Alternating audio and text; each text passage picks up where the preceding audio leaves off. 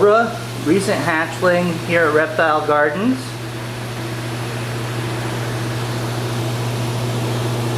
Genus Aspidolaps, and this is Lubricus lubricus. Oh, we like our little spunky babies.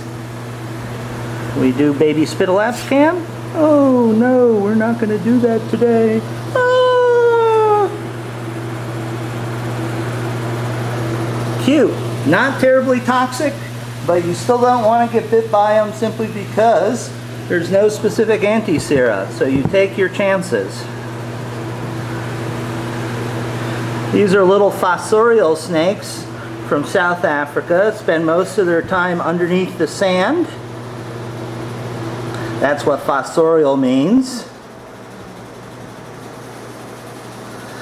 They're cute little buggers, and they're quite commonly kept in collections. And no, don't ask me if it's a good starter elapid. I refuse to answer those questions. The best starter snake, of course, is working under somebody else's tutelage and working with their snakes. That's the best venomous snake to start with. Okay, time for little baby to go back to its container. You usually stay put pretty well, though. Yeah, usually. Of course I'm here filming. Here's something that you will not see anywhere else, perhaps here at Reptile Gardens, is real Australian elapids. This is a northern Australia death adder. It's listed as Antarcticus, but you know, I'm talking with Terry, it may be an integrated between like Prolongus and Pyrus or something. You know, it's got banding very similar to a Rugosus, but you know, Rugosus doesn't have that light reddish sandy brown color. Rugosus are basically very, very dark. Let's see if we can do death adder cam.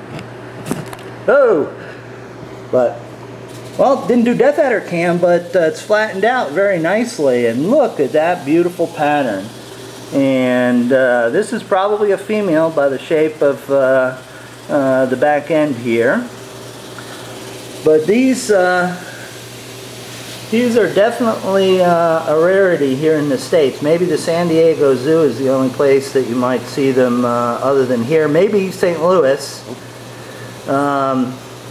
Just fantastic little death adders. Okay, I can see it's huffing and puffing and stressing a little bit, so let's get her back in the container. Look at this little blighter. Whoa! Is that beautiful? This is a real Pyrus from Australia. Acanthopus pyrus, or the desert death adder. This happens to be a little boy. Man, what a snake! Oops, death adder cam. Hello. Isn't that gorgeous?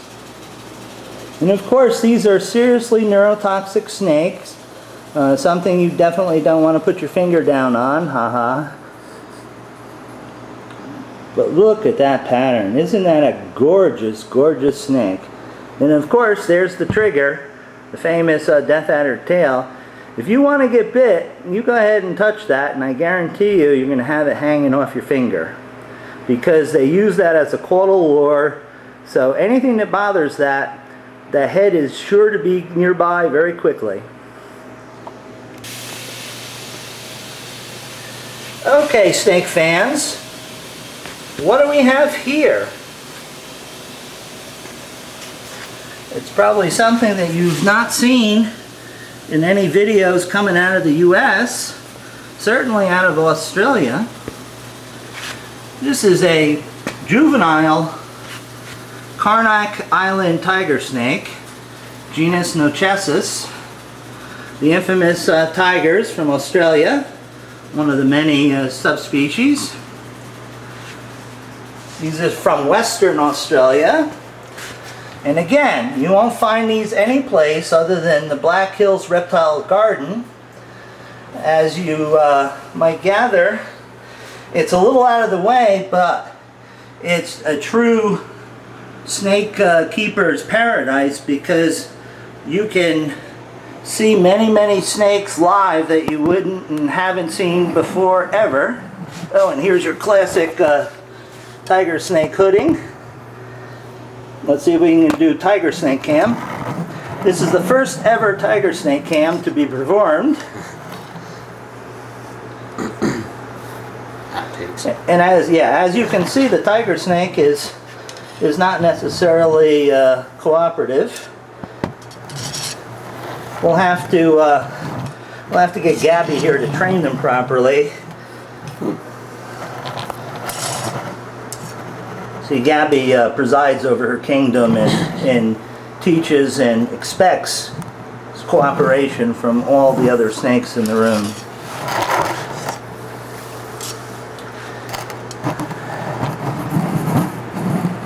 Australian tiger snake cam on the run.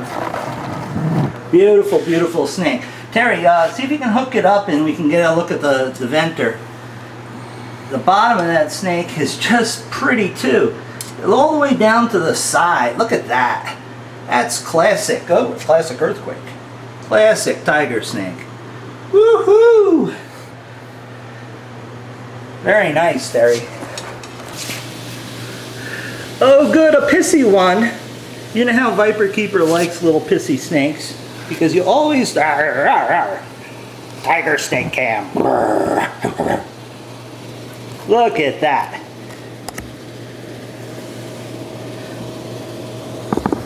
Pissy tiger. Off on the run.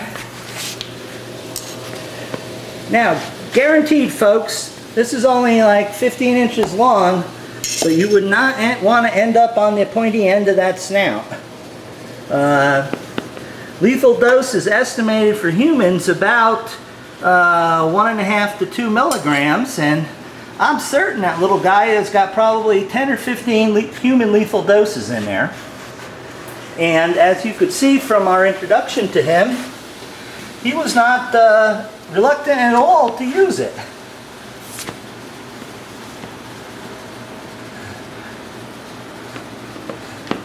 No, we're not trying river dance with tiger snakes, but it is a nice way to get them to basically perform what they would in a natural setting without putting your fingers nearby.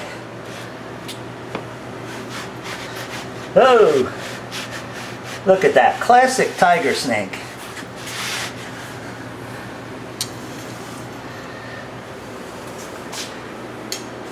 I think one of the best Steve Irwin videos was when he was messing with that tiger snake in that swamp, and it came up and almost was hanging off of his nose. But true to form, Steve was able to evade it and move on, and he got the message with that strike, because I think he called it quits with that character.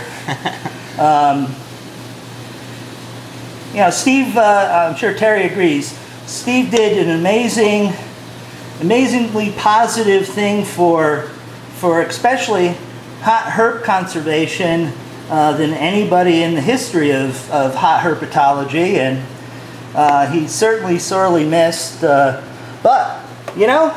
if you gotta die, go ahead and die doing something that you love, and that's certainly what happened to him. So, it's just a couple years now, but he's still very fond in our memories. I love that real heavy yellow band right in back of the neck. That looks nice. That side band. That really shows up great. Look at that. And that looks like to be a boy, too. Yep.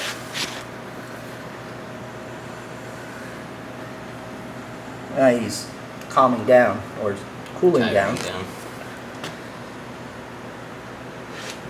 Hey, Muff Daddy, we got a snake for you to free handle. Why don't you try this one on for size? Do it once. Yeah, you'll at least do it once.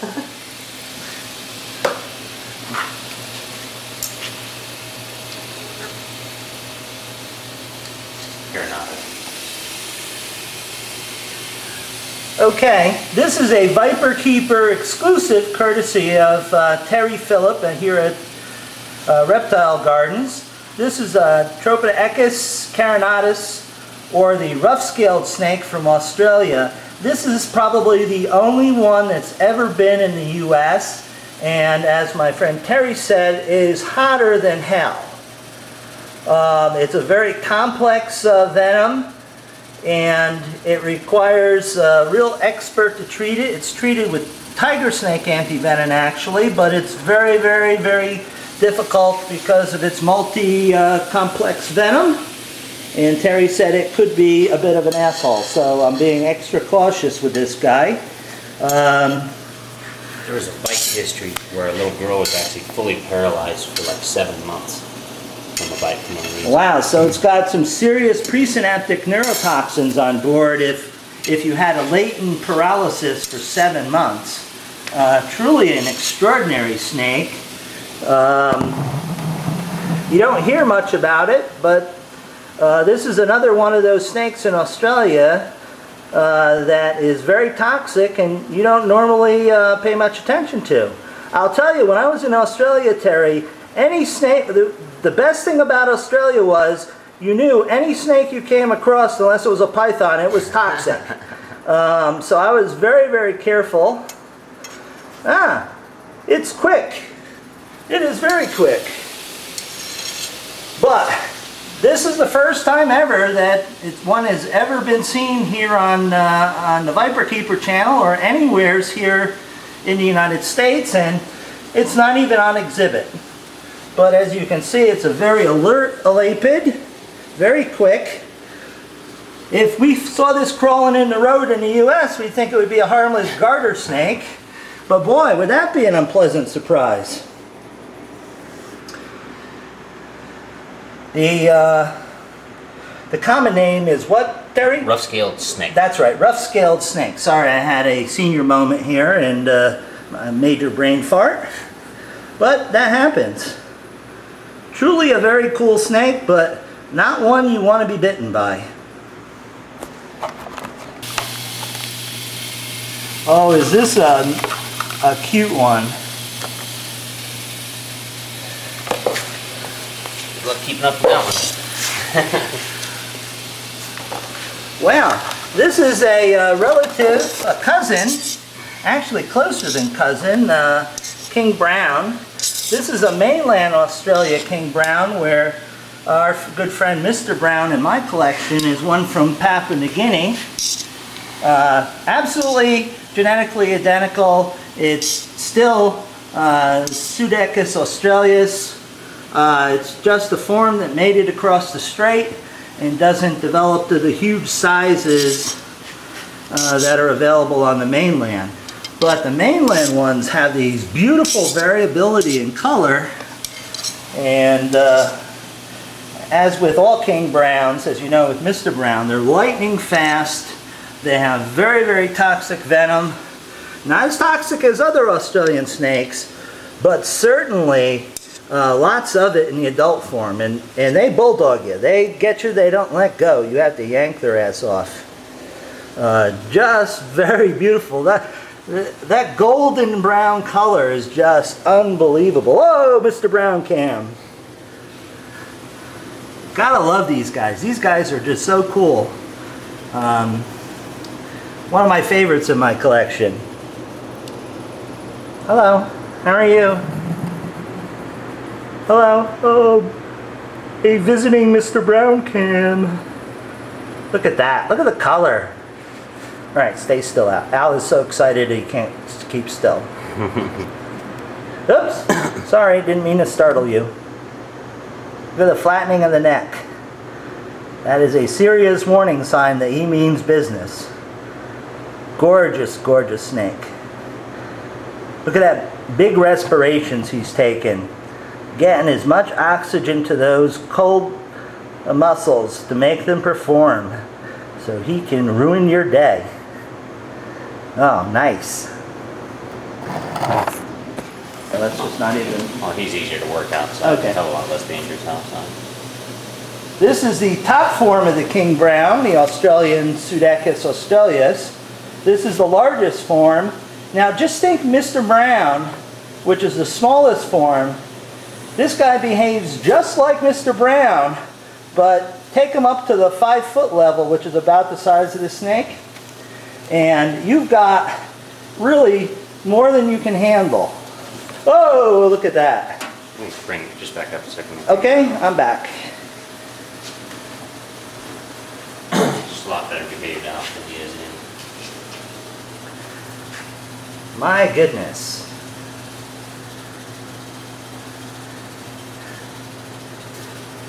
Now, a lot of people get real down on other people for tailing snakes. Now, Terry and I are in complete agreement. There's really no way to properly control some elapids unless you tail them and you hook the other end. And if people, you can't accept that as a proper handling technique, just keep your mouth shut or get out of the business, because it is really the only way to do it, and it's the way the guys in Australia do it, who've been handling these things for years and years, quite successfully. So get out of your armchair and go do something for real. But this is a fun snake. This would be a good one to keep as a guard snake in your car. You put him under your seat in the hot summer. Someone tries to carjack you or breaks the window and climbs in to steal your GPS or your radio. Oh boy, even if he got away from the vehicle, you'd find him pretty quick.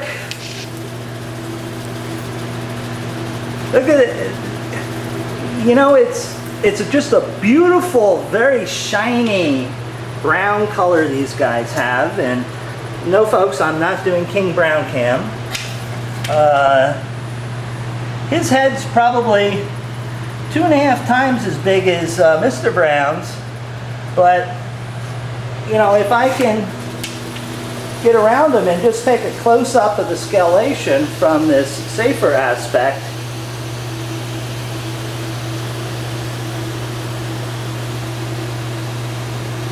okay, it's not terribly focused, but they're beautiful, smooth, very, very shiny brown scales. And that smoothness makes them even more difficult to handle because it's like they're freshly oiled. Okay, Terry, thanks. Let's get the big boy back in his cage so we can move on to the next character. Now, this is another form of King Brown from Australia, and Terry and I was just saying that King Browns are quite variable in size. Genetically, they're all King Browns. They're all in the same genus and species, but for some reason, depending on other factors that we don't know, their sizes can be quite different. This is like a medium-sized form of King Brown, and this is from where, Terry? These guys are also a top-end form. Okay, top-end form from Northern Australia.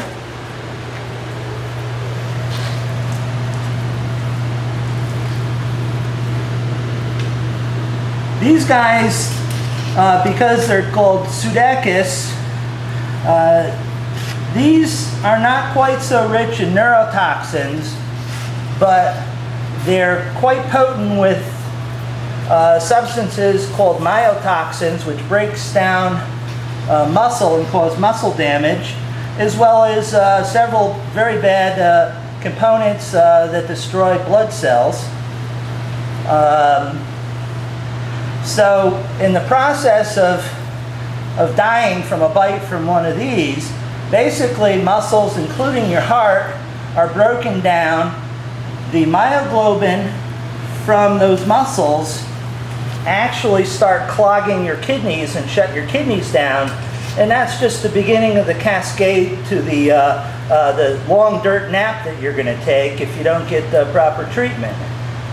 Not terribly neurotoxic, certainly not very toxic compared to tiger snake or a common brown, but certainly not a snake that you want gnawing on your hand. Anytime I say that, that's legally in the country.